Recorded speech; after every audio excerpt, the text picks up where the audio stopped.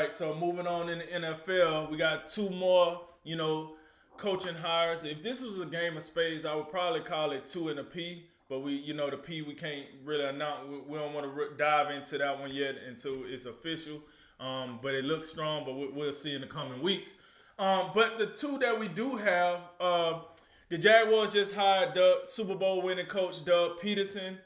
Um, and the Las Vegas Raiders just hired long saw after Super Bowl winning offensive coordinator Josh McDaniels. Um, Both of these guys are what you like to call retreads, Jay. So with that said, new scenery for both. Josh McDaniels been out of the head coaching scene for a little while. Doug Peterson not so much. I think he's just been 2 years removed from being the head coach of the Philadelphia Eagles. So with that said, with your confidence level going from 1 to 10, how do you see both coaches settling into their new job? One being the less confidence you could be, 10 being the most confidence you could be as far as turning both of these franchises around. Oh man, not. I gotta say, I'm not confident in either for different reasons. Um, Obviously, Doug Peterson is the more qualified. He's got credentials. He's got a Super Bowl. He also has the way that his time ended in Philadelphia. Not very impressive. Carson Wentz was an absolute wreck. By the time he was done with him, we still wanted. We still waiting to see. That 2017 season when Carson Wentz was going to be the MVP before he got hurt seems like a very distant memory at this point. But with that being said, Doug Peterson, Super Bowl winning coach, we get all that. His Super Bowl win was against Tom Brady and Bill Belichick. I think those things matter. The problem is, I think for Peterson, it's less about Peterson and it's more about the situation he's about to hit into. Um, the theme continues to be poor ownership, and that's what Jacksonville has. And they also have, the general manager Trent Baalke. I mean, the fans was trying to do the clown out or whatever to get him up out of here. They couldn't pull it off, and now you what appears to be happening is it looked like, and I think just after the way the Urban Meyer thing went, it was such a colossal disaster. I think it would have brought the people at Jacksonville great comfort to have a familiar face come in there like Byron Leftwich Right. to be the coach of that football team. Now I think even when I think me personally, I think it's a little too soon. It's a little too soon, a little too quick. I would like to see a little bit more of Byron Leftwich as an offensive coordinator, particularly post Tom Brady. Let's see what he can do without Tom Brady. Even though he did have Jameis Winston, he had Jameis Winston looking like something. It was a little bit bipolar down there with the 30 for 30 happening. But I just think a little bit too quick for Leftwich. But I wouldn't have been upset if Jacksonville hired him because I think it's a comfort type thing. Yeah. And instead, I think based on what I'm seeing and what we have, a Jacksonville correspondent has been very, very thorough with his musings on that situation. It appears that people don't want to work for Trent Baalke because his track record just is pretty pathetic, especially if you remove anything that didn't have to do with Jim Harbaugh in San Francisco. Without Jim Harbaugh, Trent Baalke looking like the GM equivalent of Dan Snyder. It's just not pretty. And so I think that has really cost Jacksonville in the hiring process. Doug Peterson was one of the first people they interviewed, and it was crickets for quite a while. And now it's almost like Doug Peterson he wasn't really making no noise with anybody else. And now Jacksonville is at a point where, to me, I think they blew the Byron Leftwich hiring. And now you just it appears that you've got two parties kind of like, oh, well, we the only ones at the dance, still on the gym wall. So I guess we'll go ahead and get it on over here, So that's kind of how I see it. And yeah, so I mean, Doug Peterson, I think when you talk about retreads, I think Peterson's a guy who I think he deserves another job, especially a guy. I mean, he did win a Super Bowl, and I don't want to minimize that. But I do think he got sort of exposed when Frank Reich left. Right. So I'm reserved about it. And I think the situation he's going to be in, because I think Doug Pederson will be judged off two things. Number one is the development of Trevor Lawrence. Number two, and I think that'll be in his control, quite a lot of it. But the second one's going to be, can he win based on the personnel that they can bring in to build around Trevor Lawrence? Because if you don't build, because we just saw, this ain't Clemson, buddy. I mean, they just ain't rolling in 5 stars, with Dabo, looking cool in there, and Brent Venables in the green hat, and it looked like something. And Tony Elliott over there, I don't even know what he looked like until about 20 minutes ago. So you have all that going on.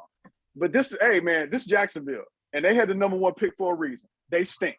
And they just missed. For a reason. Exactly. So, they don't draft well. They don't free agent well. They don't develop well. They don't do much well. They got Trevor Lawrence, though. Doug Pederson got to get him together, get him moving in the right direction. You saw flashes here and there. He did have a nice Week 17 performance when Indianapolis and the aforementioned Frank Wright was out here flopping around. So you had that. That was a nice way to end. But there's a lot of work to do in Jacksonville. Pederson got to get a quarterback. He got to develop the quarterback. But the bigger part, is just, can Trent Baalke give him pieces to help him win games? That's why I say the Doug Pederson thing, I think is a good hire, but it's a bad situation. It's almost like, we was looking at the New York Jets last offseason, like, man, whoever get this job, good luck, buddy. And it just happened to be Robert Saleh. Yeah, good luck, man. Good luck. And we see he need a lot of it. So that's how I see Pederson. I guess, given the fact he's a Super Bowl winning coach, I'm going to give him a 5, and just out of respect to him. Because if it was just based on the situation, it's about a 1, maybe a 2. It's not good. But Josh McDaniels out with the Raiders, this is a retread of retreads. It has been, more than 10 years since he coached the Denver Broncos. Right. The thing about Josh McDaniels is he's been a candidate for years. And you remember the Indianapolis coach job after I think Chuck Pagano got fired, right. And that's the job that Frank Wright ended up taking. Josh McDaniels had accepted that job, and then he backed out of it. Right. So that right there, to me, I don't think we've really seen that to where, and I'm talking, and I have said that I think some of these coaches, when some of these owners don't even deserve coaches. Daniel Snyder doesn't deserve Ron Rivera. You know what I'm saying? So some of these owners who just are just god awful, they don't even deserve coaches. So I think there are some coaches who should be a little bit more, I know, again, easier said than done, but the opportunity, make sure it's an opportunity where you can succeed and you're not up here doing rock climbing without the little the little thing that's, if you fall off the wall, you're gonna die without it. Let's get a situation that actually you have a fighting chance. And so to the opposite point of that, Josh McDaniels, I think this was before Andrew Luck retired. So Josh McDaniels was going to be in a situation that was going to be something. And, they had the point where Chris Ballard, they had a GM who was not Ryan Grigson, most importantly. Right. Irsay, he ain't the best owner, but he certainly ain't the worst. Right. He's at least, you got some stability there. So my point is, Josh McDaniels, for whatever reason, balked at that situation. And that's always been a problem for me. And so now, and you also look at his first stint as a head coach. Drink, I don't like to go down memory lane through the old tree suit days. But let me tell you about this one. In 2009, the Denver Broncos started the season 6-0. Drink, after they went 6-0, I went to boot camp. When I graduated, I hadn't heard anything about how they doing. I'm like, I wonder how the Broncos finished up. Drink, they went 2-10, 2-8 the rest of the way, and missed the playoffs. So, and then the next year they went 4-12. It was the worst season in franchise history, and they got them up out of here. That's all I need to know. Now, I'm able to tell you, it's the Raiders, so I'm division rivals, so I'm not upset that they hired Josh McDaniels. But am I confident in Josh McDaniels? No. Are you looking for more reasons why I'm not confident? Well, all you got to do is look at the success or the lack of thereof from Bill Belichick assistants. I mean, the name Matt Patricia ring any bells? Right. And he ain't the only one. I don't want to pick on Pencilhead, but look, Brian Flores is probably the most successful Bill Belichick assistant. But it's a short list. We haven't seen a whole lot from Bill Belichick disciples to where, oh yeah, that coaching tree really is something there. So my position is Josh McDaniels. You always talk about, is it Tom Brady? Is it Bill Belichick? Well, how about is it Tom Brady or Josh McDaniels? It's probably Tom Brady, most certainly. So I'm not high on Josh McDaniels at all. Is it possible that he's learned from his time in Denver and he's going to be more prepared and he's going to do a better job? It is possible, but I am not confident in that at all, and that's why he's getting a 3. All right, you gave me a lot to chew on there. I think for Doug Pederson, I'm gonna probably give him a 4. For the reasons that you named. Here's the deal. I don't think Doug Pederson was the Jacksonville's first choice. I don't think Jacksonville was Doug Pederson's first choice. But hey, you know what I'm saying? When you leave the way you left, you kind of got to take what you get. What they say, beggars can't be choosers. And I think that's what the situation Doug Pederson was in. That's just what it is. Yes, he is a Super Bowl winning coach, but to your credit, what you said, I think is profound across the NFL. It kind of looked as if when Frank Reich left the building, we ain't got the same product we once had. Here's the thing. When most head coaches, and I think we done mentioned this on the show before, yeah, getting a head coach is important. It very is. But those coordinators are probably more important than the head coach, because those two individuals, or those three, because you got a special teams coordinator, but those individuals are the ones that actually has to take this person and fit them into this scheme and make it work. The head coach is too busy out there giving interviews, like, talking to the owner and the GM about this, and that's the manager. Like, they're doing the day-to-day, like, whatever, have you off the field. When you're talking about the on-the-field product, that's what the coordinators do. That's their job, to make the on-the-field product better. That is why I think Doug Pederson, he struggled without Frank Reich. Because at the end of the day, Frank Reich was the person that made Carson Wentz what he was. And then when he left the building, everybody thought, well, Doug Pederson can make this happen. I mean, you know what I'm saying? He's the guy he's creative. Well, yeah, you can be creative all you want, but if you go get a product from Food Line, it's going to be different from a product from Walmart. Like, if you want the Food Line product, you go to Food Line to get that product. What do I mean by that is, if you wanted the Carson Wentz that you got under Frank Reich, you got to go and get Frank Reich. You can't get just Doug Pederson and whoever the offensive coordinator was that replaced Frank Reich and think you're getting the same product as you got with Frank Reich. We seen you did not get the same product because you went to a totally different store and thought, hey, what's the difference? Walmart, Food Line, whatever other grocery store, it's the same thing. Oh, is it? Tell me how that worked out. So now Doug Pederson is coming in here, fresh off the streets, fresh off the couch, refreshed, I must say. But he's coming into a way worse situation. You just said it. It's a GM that nobody likes. Okay, cool. It's an owner that's more invested in wrestling than he is in football. Also, you got a second-year quarterback that got thrown to the Wolves just last year because the head coach that he was supposed to get paired with was too busy kicking it with, dare I say, young, beautiful women in Ohio State and literally kicking his kicker.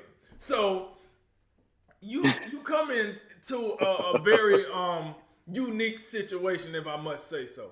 A way tougher situation than I think that you came into Philadelphia.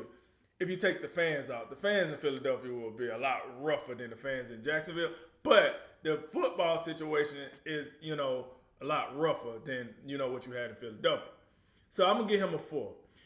Josh McDaniels, on the other hand, I'm gonna give Josh McDaniels like a 6, and the reason being is because I think Josh McDaniels is coming into a better situation, a lot better situation than Doug Pederson is. Here's the deal: 10 years on the sideline, which is odd because you mentioned when he got the coach job and he denied it. Everybody thought that was because he was the heir apparent to taking over New England.